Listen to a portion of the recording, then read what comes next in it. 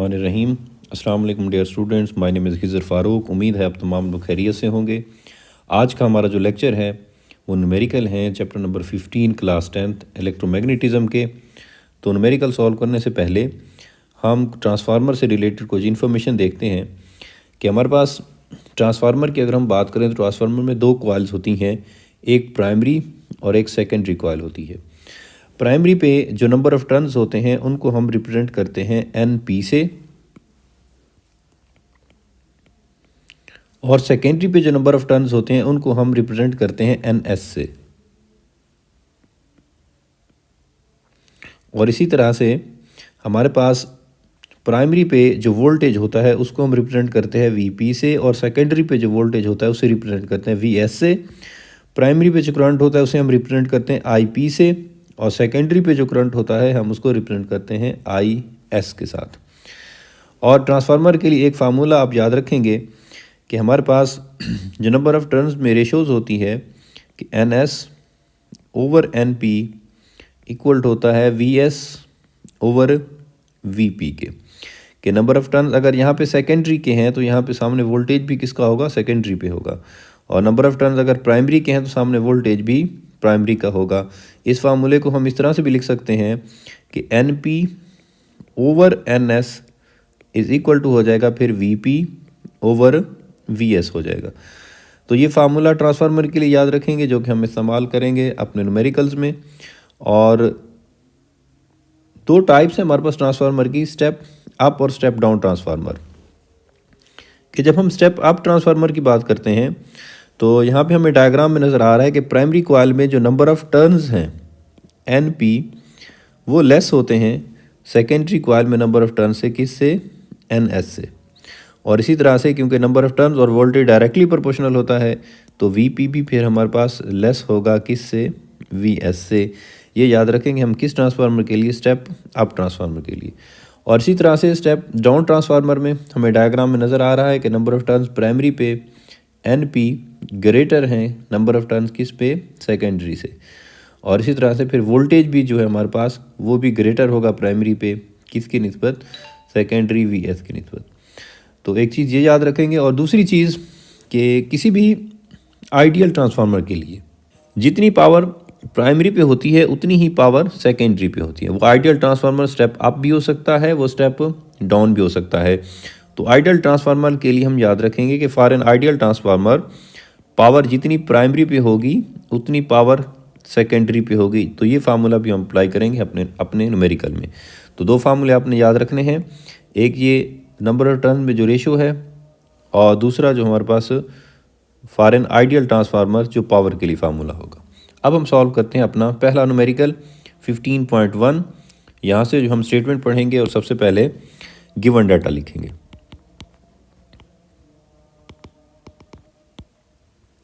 A transformer is needed to convert a main 240 volt supply into 12 volt. अब इसमें हमारे पास primary voltage कौन से हैं, सेकेंडरी वोल्टेज कौन से हैं। जो हम इनपुट दे रहे हैं वो हमारे पास क्या है, प्राइमरी वोल्टेज है। वोल्टेज को V से डिनोट करते हैं और प्राइमरी है तो VP, और वो है हमारे पास 240 वोल्ट। किस में कन्वर्ट करना है, 12 वोल्ट में। मीन जो हमें आउटपुट मिलेगी वो हमारे पास क्या होगी, सेकेंडरी वोल्टेज VS, और वो है हमारे पास 12 volt. If there are 200 turns on the primary coil, number of turns को हम रिप्रेजेंट करते हैं N से। अगर प्राइमरी पे है तो NP होगा, और वो है हमारे पास 2000। Then find the number of turns on the secondary coil, हमने फाइंड करना है।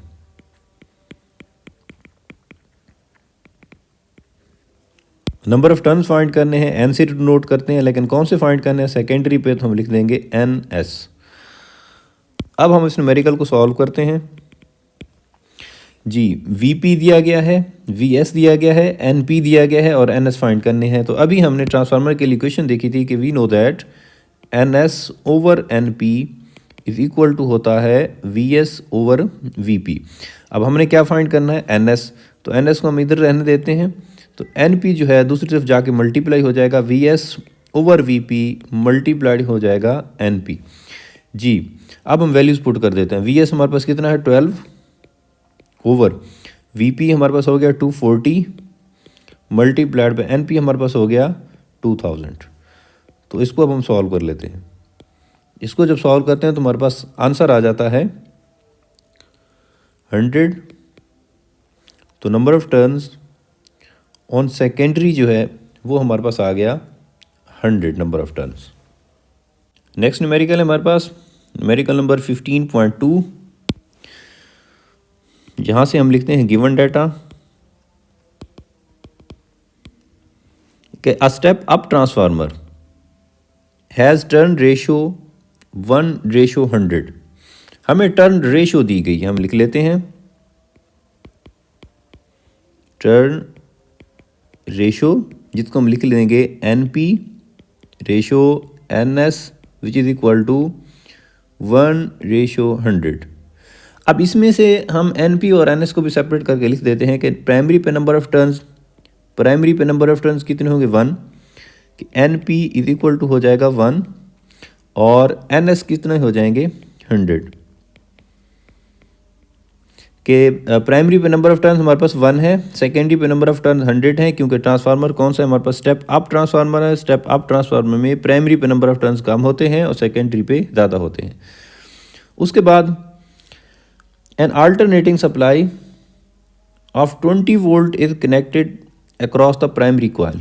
प्राइमरी कॉइल पे हमने वोल्टेज दिए VP और वो है हमारे पास 20 volt. What is the secondary voltage, हमने फाइंड करना है सेकेंडरी वोल्टेज VS फाइंड करना है हमने। तो अब हम इस न्यूमेरिकल को सॉल्व कर लेते हैं। वही ट्रांसफार्मर के लिए हमारे पास जो इक्वेशन है उसी को यूज़ करते हुए, क्योंकि NS NP VP और VS हमारे पास हैं, तो we know that NS over NP equal to VS over VP।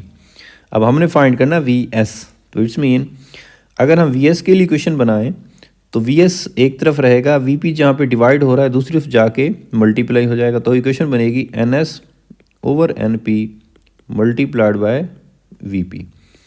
अब वैल्यू पुट कर देते हैं। NS हमारे पास कितना है 100 ओवर NP हमारे पास कितना है 1 मल्टीप्लाइड बाय VP हमारे पास कितना है 20। तो 20 को 100 से मल्टीप्लाई करेंगे हमारे पास आ जाएगा 2000। फाइंड किया हमने वोल्टेज फाइंड किया है, तो इट्स मीन यूनिट क्या आएगा वोल्ट। तो सेकेंडरी पे हमारे पास वोल्टेज आ गए 2000 वोल्ट। नेक्स्ट न्यूमेरिकल हमारे पास न्यूमेरिकल नंबर 15.3। यहाँ से गिवन डाटा लिखेंगे क्या स्टेप डाउन ट्रांसफार्मर। अब हमें ट्रांसफार्मर दिए गए step down has a turn ratio of 100:1। हम टर्न रेशो लिख लेते हैं, से लिखेंगे NP ratio NS which is equal to 100:1। तो हमारे पास NP पे कितने नंबर ऑफ टर्न्स आ जाएंगे, NP इज इक्वल टू 100 और NS कितना आ जाएगा हमारे पास, NS इज इक्वल टू 1। वैसे भी हमारे पास ट्रांसफार्मर जो है वो स्टेप डाउन ट्रांसफार्मर है, तो इसका मतलब है नंबर ऑफ टर्न्स प्राइमरी पे ज़्यादा होंगे, सेकेंडरी पे कम होंगे। An AC voltage of amplitude 170 volt is applied to the primary पे वोल्टेज दिए गए हैं VP, वो है 170 volt. If the current in the primary is 1 milli ampere. हमें करंट दिया गया है प्राइमरी पे, करंट को हम नोट करते हैं I से। अगर प्राइमरी पे है तो हम लिखेंगे IP which is equal to 1 milli ampere. अब वी नो दैट कि मिली जो है वो होता है 10⁻3, तो हमारे पास करंट आ जाएगा प्राइमरी पे 1 multiplied by 10⁻3 ampere. What is the current in the secondary, हमने फाइंड करना है करंट और किस कॉइल पे, सेकेंडरी में, तो IS हमने फाइंड करना है। अब हम इस न्यूमेरिकल को सॉल्व करते हैं। पहले गौर से देखते हैं कि हमने फाइंड करना है करंट सेकेंडरी पे। तो हमारे पास प्राइमरी पे नंबर ऑफ़ टर्न्स हैं, सेकेंडरी पे नंबर ऑफ़ टर्न्स है, प्राइमरी पे वोल्टेज है और प्राइमरी पे करंट है, लेकिन सेकेंडरी पे हमें वोल्टेज नहीं दिया गया। तो इसका मतलब ये हुआ कि अगर हमने सेकेंडरी में करंट फाइंड करना है तो सबसे पहले हमें सेकेंडरी पे वोल्टेज फाइंड करना पड़ेगा। तो अब हम पहले वी एस फाइंड कर लेते हैं।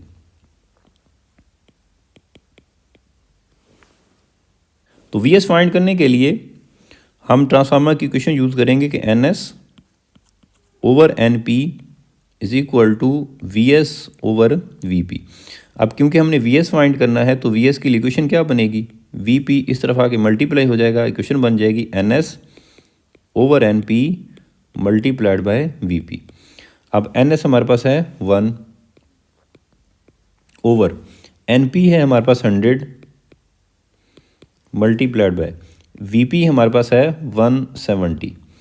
तो यहाँ से हमारे पास वी एस आ जाएगा 1.7 वोल्ट। तो ये हमारे पास सेकेंडरी पे वोल्टेज आ गए 1.7 वोल्ट। अब हम फाइंड कर लेते हैं जो हमने फाइंड करना था न्यूमेरिकल में, करंट फाइंड करना था सेकेंडरी पे, आई एस फाइंड करना था।